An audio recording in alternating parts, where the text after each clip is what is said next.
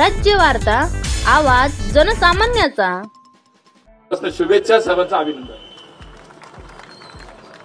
आपले लाडके खासदार आणि मुख्यमंत्री मुरलीधरजी मोहोळ, वेदाताई कुलकर्णी, विधिमंडळातील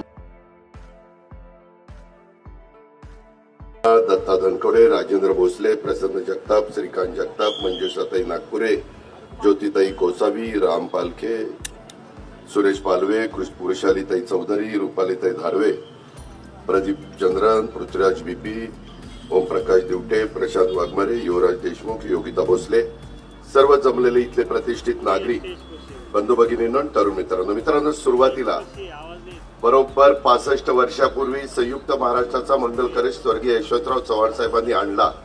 मराठवाडा, विदर्भ, मुंबई सह संयुक्त महाराष्ट्र झाला आणि त्याला आज 65 वर्ष पूर्ण होत आहेत। आज 66वा वर्धापन दिन आहे आणि स्थापना दिन आहे।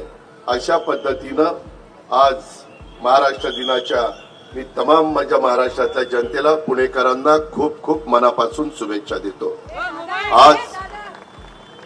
आज जागतिक कामगार दिन पण आहे। कष्टकऱ्यांच्या घामाच्या जीवावर आज हे जग उभं राहिलेलं आहे। त्या तमाम कामगारांना देखील कामगार दिनाच्या निमित्ताने शुभेच्छा देतो। खरं तर वेळ फार कमी आहे, कारण मला 8 वाजता शासनाच्या वतीचं झेंडावंदन आहे, परंतु आज सकाळी ही वेळ निवडली।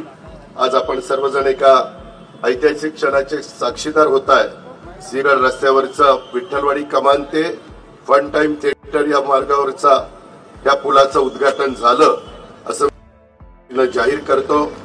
त्याचबरोबर ज्यांनी आजपर्यंत या पुलाच्या करता पाठपुरावा केला, त्याच्यामध्ये माधुरीताई काही कामानिमित्त मुंबईला थांबलेल्या आहेत। आज प्राईम मिनिस्टरचा कार्यक्रम आहे, मलाही हा कार्यक्रम झाल्यानंतर मुंबईला जायचं आहे आणि त्याच्यामुळं या सगळ्या कामामध्ये स्थायी समितीच्या चेअरमननी, आमदारांनी, खासदारांनी सगळ्यांनीच मिळून प्रयत्न केले, कॉर्पोरेशननी प्रयत्न केले आणि एक चांगल्या पद्धतीचं काम त्या ठिकाणी उभं राहिलं। मित्रांनो, पुन्हा वाढत्या आता मुरली मोहोळांनी सांगितलं, पाण्याचा प्रश्न फार आहे। आम्ही सतत मुख्यमंत्री देवेंद्रजी, एकनाथरावजी, मी, आमचा सगळ्यांचा प्रयत्न, चंद्रकांत दादा पाटील असतील, दत्ता भरणे असतील, माधुरीताई मिसाळ असतील, पुण्याला मुळशीचं पाणी मिळालं पाहिजे, ठोकरवाडीचं पाणी पिंपरी चिंचवडला मिळालं पाहिजे। ज्या झपाट्याने पुणे वाढतंय, पिंपरी चिंचवड वाढतंय, रिंग रोडचं काम आम्ही आता हातामध्ये घेतलंय। थोडा वेळ झाला नाही असं नाही, परंतु ज्यावेळेस पुनर्वसन करायचं असतं अडचणी येतात। मधल्या काळामध्ये आपण त्या ठिकाणी पंतप्रधानांच्या हस्ते उद्घाटन केलं एअरपोर्टचं, ते पण आज आपल्याला कमी पडतंय। नवीन एअरपोर्टचं काम मी हातामध्ये घेतलेलं आहे, त्याच्यामध्ये थोडी नाराजी आहे, लोक उपोषणाला बसतात, परंतु कुणाची जमीन घेतल्याशिवाय, कुणाचं पुनर्वसन केल्याशिवाय डेव्हलपमेंट होत नाही। आज पण पुण्याची सफाई, त्याचा उल्लेख आमच्या मुरली मोहोळ साहेबांनी केलेला आहे। त्याच्यामध्ये आम्ही येरवड्यापासून पर्यंत एक नवीन टनेल देखील करतोय आणि आणखी काही परवा आम्ही ई व्हेकल वाढण्याच्या करता 2000 कोटीची तरतूद ही पुढच्या 5 वर्षामध्ये आम्ही केलेली इन्सेंटिव्ह देण्याच्या करता। अशा पद्धतीनं पर्यावरणाचा विचार, नदी सुधारच्या निमित्तानं तिथं पर्यावरणाचा विचार, पुण्यामध्ये नागरिकांना रिटायरमेंट झाल्यावर आयुष्य जगण्याच्या करता, सुरक्षित वाटण्याकरता त्या सुविधा देणं, नवीन मुलींच्या करता रोजगार निर्माण करणं, अशा खूप काही गोष्टी। आज खरं तर आम्हाला तो आपला प्रकल्प 200 कोटीचा आहे ना, इनोव्हेशन सेंटरचा, किती 350 कोटी रुपयाचा एक प्रकल्प, बाणेरला वेळ नसल्यामुळे आज भूमिपूजन घेता आलं नाही। टाटा ट्रस्ट आणि आपलं पुणे कॉर्पोरेशन अशा पद्धतीनं आपण तो प्रकल्प उभा करतोय। टाटानी पण त्याच्या मला वाटतं 230 कोटी रुपये दिलेले आहेत। आपण पण कॉर्पोरेशन त्याच्यामध्ये पैसे घालतंय आणि त्याच्यातून साधारण उद्याच्या काळामध्ये आपल्या पुण्यातल्या मुला मुलींना स्वतःच्या पायावर उभं राहण्याच्या करता कोणत्या प्रकारचं प्रशिक्षण दिलं पाहिजे, ते प्रशिक्षण आम्ही वेगवेगळ्या भागात देतोय। रत्नागिरीचं काम सुरू केलंय, संभाजीनगरचं काम आता आम्ही सुरू करतोय, बीडचं करतोय, आपलं पुण्यातलं भूमिपूजन त्या ठिकाणी करतोय, मला वाटतं गडचिरोलीला आपण त्या ठिकाणी केलंय. असं अनेक बाबतीमध्ये मुख्यमंत्र्यांचं आणि आमचं सर्वांचं लक्ष आहे. त्याच्यामध्ये कुठल्याही प्रकारची अडचण नाही. लोकांच्या अपेक्षा खूप वाढल्यात. देशाचे पंतप्रधान मोदी साहेब हे त्याच्यामध्ये देशावर लक्ष ठेवून आहेत. मधल्या काळामध्ये ज्या काही घटना ती बाब फार गंभीरतेने घेतली गेलेली आहे आणि त्याच्यातून कसं सुरक्षितता आणखीन बळकट करता येईल ही विकृती आहे जी जम्मू काश्मीरच्या बाबतीमध्ये घडली. त्या विकृतीला कसं ठेचून काढता येईल अशाही प्रकारचा काम हे मोदी साहेबांच्या नेतृत्वाखाली त्या ठिकाणी चाललेलं आहे. मी अधिक म्हणून आपल्या सगळ्यांचा वेळ घेत नाही, परंतु एकंदरीतच हा पूल होत असताना मला एका गोष्टीचं समाधान आहे. मोठ्या प्रमाणावर सिंहगड रस्ता परिसरातील माझं वडगाव, धायरी, नरे, नांदेड आणि खडकवासला हा जो परिसर वाढतोय, इथल्या वेगाने वाढत असलेल्या परिसराला या रस्त्याला पर्यायी मार्ग नसल्यामुळं वाहतुकीच्यासाठी ताण या रस्त्यावर येत होता आणि म्हणून आता अर्धा तास माझ्या पुणेकरांचा वाचणार आहे आणि त्याच्यातून एक मदत होणार आहे. आज 1.5 लाख प्रवासी इथनं प्रवास करत असतात. हा उड्डाणपूल हा एक केवळ प्रकल्प नाहीये, वाहतूक प्रकल्प, तर तो तुमच्या माझ्या शहराच्या नवनिर्मितीचा महत्वाचा टप्पा आहे आणि या परिसरातील वाहतुकीचा तो एक दुवा आहे. एकंदरीतच या पुलाच्या मुळे माझा इनामदार चौक, हिंजवडी चौक, संतोष हॉल चौक, दत्त हॉटेल चौक आणि गोळेगाव चौक हे 5 महत्वाचे चौक आता थेटपणे ओलांडता येणार आहेत. त्यात कोणताही अडथळा राहणार नाही. हवेचं प्रदूषण त्याच्यातनं कमी होणार आहे. याच प्रकारे आमचं काम चाललंय.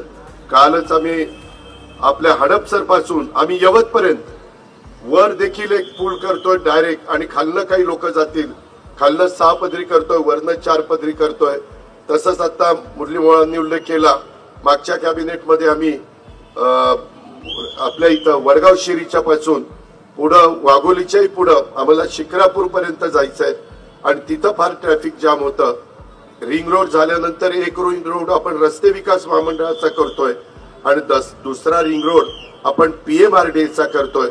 या पद्धतीनं पुण्याच्या परिसरात पुणे महानगरपालिका, पिंपरी चिंचवड महानगरपालिका, PMRDA पुणे, त्याच्यानंतर नॅशनल हायवे, त्याच्यानंतर तुमच्या राज्य सरकारचं PWD डिपार्टमेंट, अशा अनेक विभागाचा त्याच्यातनं एकत्रपणे आणून आपण ती कामं पूर्णत्वाला नेण्याचा आमचा सगळ्यांचा प्रयत्न चाललेला आहे.